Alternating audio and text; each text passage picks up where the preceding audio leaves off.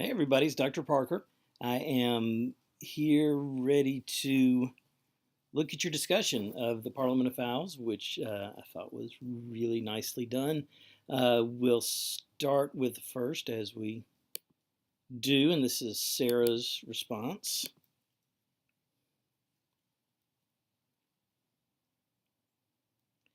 Oh yeah, so we're going to start with the demand more, which is the question of love. Who do you all think deserves the female? Um, And Sarah says it's the long suffering one who has loved the female for all this time.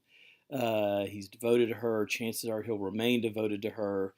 He'd make a good mate because he's loyal.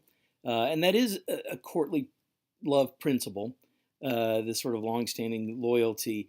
I think that, I'll go ahead and give you my guess is that it's the second eagle, the highest ranking one. And I say that not only because he's the highest ranking, but because he is the one that seems to most critics to best represent Richard II. There's a historical correspondence you can make if you take the female eagle as being Anne of Bohemia. That of her several suitors, that Richard would be the second one, and that's clearly the one that Chaucer, at least from a propaganda point of view, wants to support. So we think that that's probably the one. But everybody had a good case to make for her favorite one that deserved the female, or that no one deserved the female. I like that idea too. And of course we don't know, and there's no evidence for sure what Chaucer thought should happen. But what he wanted to happen was for us to think about it and question it.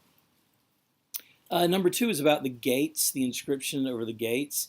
And of all of the gardens of love that we've seen so far in Chaucer, and we've seen several, this is the one that's got it's kind of the most even combination of darkness and light, of the good of love and the ills of love. And I don't know, y'all were talking about, do you pass in through the happy side and pass out through the pessimistic side? And I don't know for sure which I think you would do it. My reading of it is that the gate's sort of standing there, and I'm not sure that one's an entrance and one is an exit. Although it does make sense that you enter into love in an optimistic way, and you get booted out of it in a pretty pessimistic way. Um, yeah, I like this. But you did a nice job of providing your translations, which I do think are helpful, and I think people should use them. And anyway, but I like that. I like all the readings of the gates. I think the thing that, and somebody mentions this that we'll get to later. I can't remember who said it, but where this gets compared to a lot is Dante's inscription over the gate to hell: "The abandon, hope all ye who enter here." And the second inscription's a little bit like that, unfortunately, and I think that that's completely intentional.